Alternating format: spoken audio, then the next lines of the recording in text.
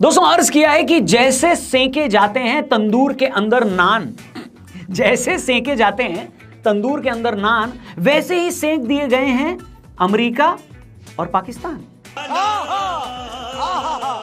शायरी घटिया हो सकती है दोस्तों, लेकिन अमेरिका और पाकिस्तान से घटिया थोड़ी है। लेकिन अच्छी बात यह है कि अभी एससीओ समिट जाकर भारत ने दोनों देशों के घटिया नेताओं को सबक सिखाया, और यह देखकर राहुल जी मजा आया। इंटरनेशनल डिप्लोमेसी कोई क्रिकेट मैच से कम नहीं होती दोस्तों। यहां भी रन बनाने पड़ते हैं, विकेट गिराने पड़ते हैं और कभी कभी तो चौके छक्के भी लगाने पड़ते हैं। फर्क बस इतना है कि यहां बैट और बॉल की जगह शब्द और रणनीति काम करती है। और अगर इस बीते हफ्ते इस खेल का कोई सबसे बड़ा टूर्नामेंट हुआ था तो वो था शंघाई कोऑपरेशन ऑर्गेनाइजेशन यानी एससीओ।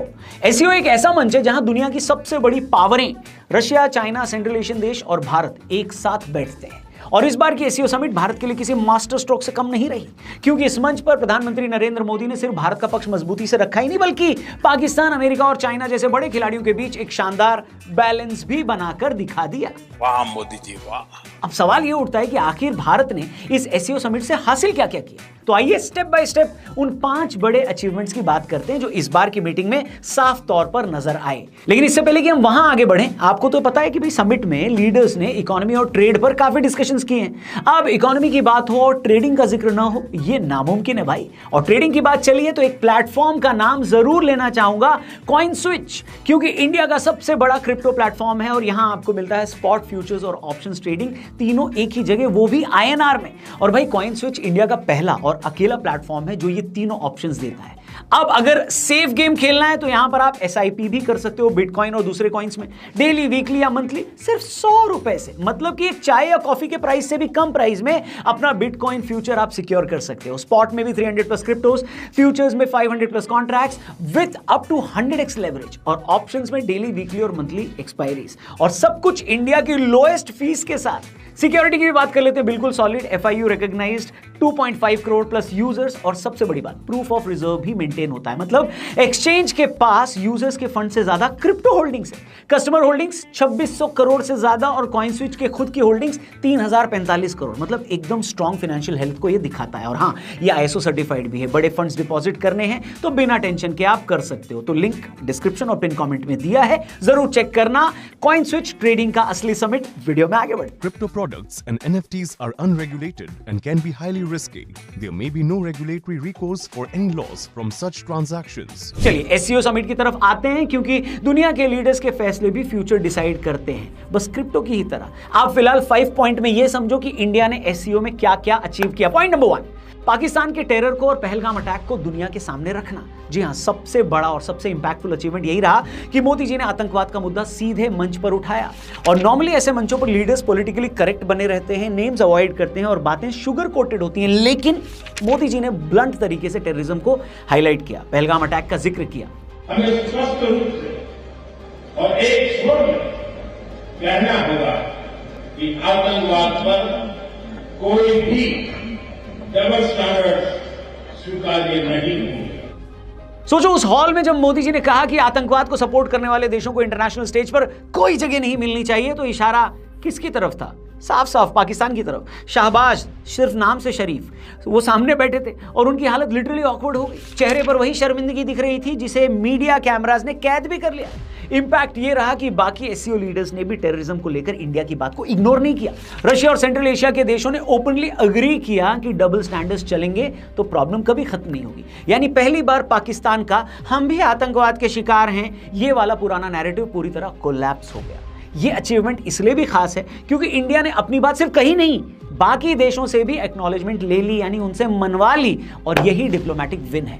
सिर्फ ये बोलना नहीं बल्कि दूसरे देशों से अपनी बात कहलवाना भी एक सबसे बड़ी जीत है। और मजेदार बात यह है कि आतंकवाद पर यह डिक्लेरेशन खुद पाकिस्तान ने भी साइन किया। इसके बाद पाकिस्तान में बैठे टेररिस्ट ऑर्गेनाइजेशंस की हालत पता है ऐसी थी। मेरा तो इतना लाइफ खराब हो गया है, इतना लाइफ खराब हो गया है मेरा। वेल, पॉइंट नंबर 2 पर आते हैं। यूएस के टैरिफ से डरे बिना मोदी और पुतिन की खुली केमिस्ट्री।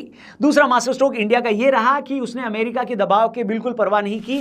अमेरिका ने हाल ही में टैरिफ लगाकर इंडिया पर इकोनॉमिक दबाव डालने की कोशिश की। नॉर्मली कोई भी देश इस हालत में सॉफ्ट हो जाता, डिफेंसिव पोस्चर ले लेता, लेकिन भारत ने एससीओ में जाकर बिल्कुल ऑपोजिट पिक्चर पेश की है। पूरी दुनिया ने विजुअल्स देखे जब मोदी और व्लादिमीर पुतिन एक साथ फ्रेंडली बॉडी लैंग्वेज में नजर आए। दोनों लीडर्स कैजुअली वॉक करते रहे, बात करते नजर आए, फिर एक ही साथ एक ही कार में बैठकर बायलैटरल टॉक्स के लिए भी निकल ली। ये सिर्फ एक फोटो ऑप नहीं था, ये सिंबल था कि इंडिया किसी के दबाव में भी झुकेगा नहीं। अमेरिका के लिए एक बड़ा सेटबैक था। मैसेज साफ था, इंडिया अपनी इंडिपेंडेंट फॉरेन पॉलिसी पर चलता है। इंडो यूएस पार्टनरशिप इंपॉर्टेंट है, लेकिन इंडिया कभी पपेट की तरह एक्ट नहीं करेगा। एक तरह से इंडिया ने अमेरिका को क्या बोला पता है? चल निकल दोस्त, बेकारी नहीं है अपन, बहुत पैसे अपने पास। अब आते हैं तीसरे और सबसे सेंसिटिव पॉइंट पर, India China relation. Galwan clash के बाद दोनों देशों के बीच टेंशन साफ दिखती रही। बॉर्डर पर स्टैंड ऑफ, ट्रेड इश्यूज और पॉलिटिकल मिसट्रस्ट, सबने मिलकर रिलेशन ऑलमोस्ट फ्रीज कर दिया था। लेकिन एससीओ के मंच पर जो विजुअल्स आए वो एक तरह का आइस ब्रेकर लगे। मोदी और 11 जिनपिंग के बीच हल्की फुल्की बातचीत, बॉडी लैंग्वेज में सॉफ्टनेस और सिंबॉलिक जेस्चर्स, ये सब दिखाता है कि दोनों देश पूरी तरह डिस्कनेक्ट नहीं होना चाहते। अब ये कहना कि overnight India China best friends बन गए हैं, ये बेवकूफी होगी। लेकिन इतना तो तय है कि इस समिट ने डायलॉग का दरवाजा खोल दिया है, और डिप्लोमेसी में यही बड़ी चीज होती है, दरवाजा बंद ना करना। अब आते हैं चौथे और सबसे मजेदार डिप्लोमेटिक ट्विस्ट पर। एससीओ की तस्वीरें जब वॉशिंगटन पहुंची और वहां यह देखा गया कि इंडिया, रशिया और चाइना एक साथ गले मिल रहे हैं, तो भैया अमेरिका में अलार्म बज गए। रिजल्ट ये हुआ कि यूएस ट्रेजरी सेक्रेटरी को आकर पब्लिकली ये कहना पड़ा कि इंडिया और यूएस दोस्त हैं और दोनों के डिस्प्यूट सॉल्व हो जाएंगे भैया। अब आप ये सोचो, ये स्टेटमेंट अपने आप में ये बता दे कि अमेरिका अंदर से कितना नर्वस आया हुआ है। I do think India is the world's largest democracy. U.S. is the world's largest economy. I think at the end of the day, we will come together. Normally US इतनी जल्दी किसी तीसरे मंच पर रिएक्ट नहीं करता, लेकिन एससीओ के बाद उनको लगा कि अगर उन्होंने साइलेंस बनाए रखा तो ये नैरेटिव बन जाएगा कि इंडिया, रशिया, चाइना करीब आ रहे हैं, इसलिए डैमेज कंट्रोल मोड में आना पड़ेगा, और वो आए। ये अचीवमेंट इंडिया के लिए 2 कारणों से इंपॉर्टेंट है। एक तरफ एससीओ में उनकी क्रेडिबिलिटी बढ़ी है, दूसरी तरफ यूएस को डिफेंसिव पोस्चर अडॉप्ट करना पड़ा, यानी इंडिया ने इनडायरेक्टली दोनों तरफ गेन किया। गजब बेइज्जती है। और अब आखिरी और इक्वली इंपॉर्टेंट अचीवमेंट इंडिया के लिए यह रही कि इंडिया ने अजरबैजान की एससीओ मेंबरशिप रोक दी।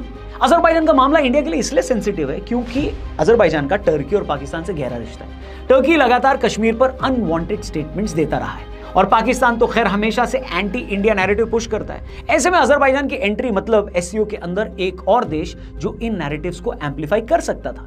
इंडिया ने क्लियरली वीटो लगाया और कहा कि ये एक्सेप्टेबल नहीं है, और एससीओ जैसे बड़े ग्रुपिंग में वीटो लगाना कोई छोटी बात नहीं है। इससे साफ मैसेज ये गया कि इंडिया अब अपने हितों की रक्षा के लिए टफ डिसीजंस लेने से हिचकता नहीं है। तो दोस्तों, एससीओ समिट इंडिया के लिए किसी ग्रैंड स्लैम से कम नहीं थी।